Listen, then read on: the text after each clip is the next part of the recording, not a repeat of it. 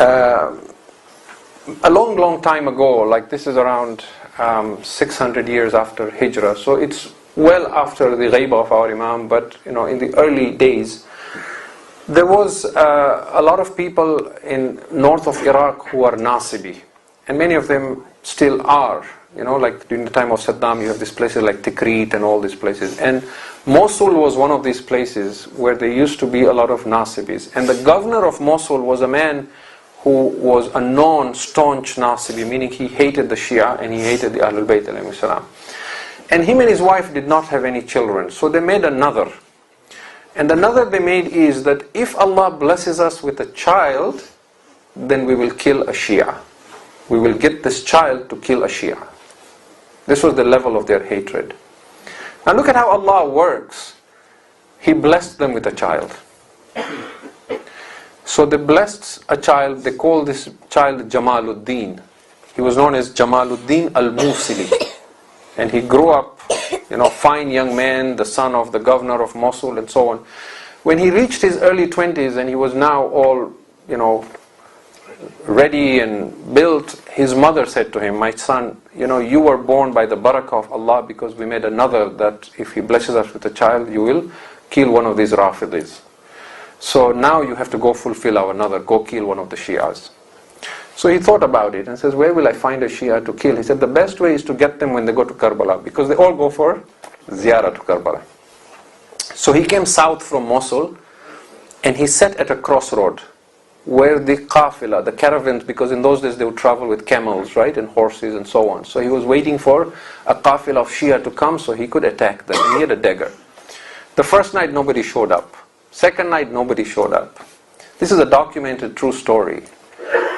Because this man, when he converted Jamaluddin al-Musili, he became an alim amongst the Shia. This is his own story. The third night, as he sat there, he saw a caravan approaching from a distance. He saw a qafila.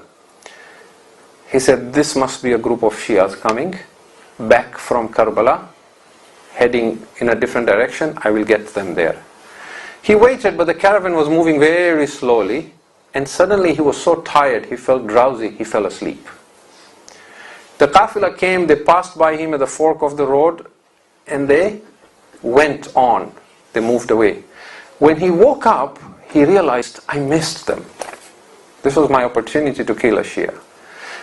And all that he saw was he was covered in dust, because when the qafila passed, with their horses and all that, ghubar, they were covered, he was covered. So he went back very disappointed that he missed killing them. He slept that night.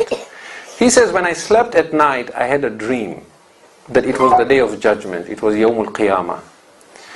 And somebody announced and said, bring all the Nasibis for the fire of Jahannam. And he says, we were all brought to the fire and I was one of them. And he says, they started throwing all these enemies of Ahlul Bayt in the fire, and they took hold of me, the angels. And I was screaming with fear, and they threw me in the fire, but the fire threw me back out again. So he says, now he is reporting this. He says, the angels in my dream asked the fire of Jahannam, Ya naru Jahannam, he is a Nasibi. Why do you not burn him?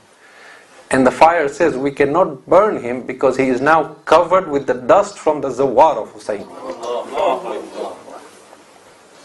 He is now covered with dust from the zawar of Hussain. Now, he says, now his dream continues. He says, the angels washed me and removed all the dust from my body. And then they threw me back again in the fire, and the fire threw me out again. And the angels asked the fire and said, why do you not burn him now? We have removed all the dust of the zawar of Hussain.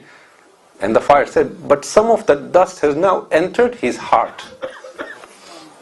He has now developed a love for Hussain. And because of that, we cannot touch him.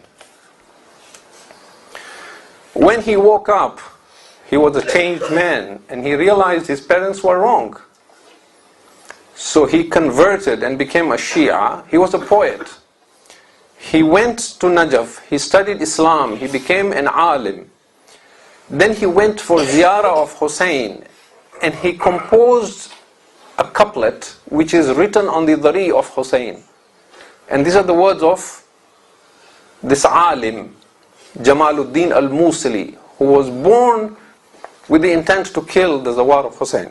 He composed this poetry. He says, and this is on the dhari of Imam al-Hussain, إِذَا شِئَتَ النَّجَاةِ فَزُرْ حُسَيْنًا. If you want salvation, then go visit Hussain.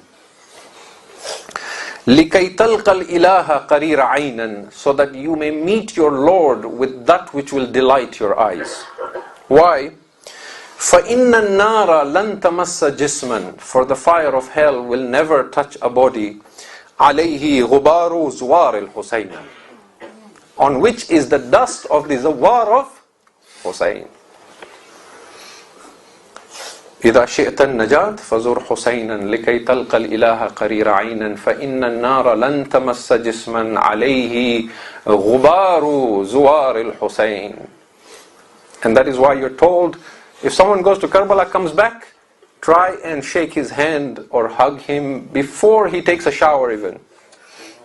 Because he brings with him a barakah that you don't understand, but the fire of hell understands, that the angels understand. It doesn't matter in this world, but it matters in the hereafter. And we are told in hadith that no matter how spiritual you become in life, if you die without ever going for ziyarat of Hussain, this will be one of the sources of your regret on the Day of Judgment.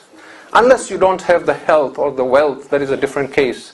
For those, the Ahlul Bayt love their Shia so much, they will come for your ziyarah. But if you have the means and the ability, at least once in your lifetime you must go see Hussain. Because the maqam of the Za'ir of Hussain on the Day of Judgment is completely different from anyone else. It doesn't matter how great an alim he is or what his level and his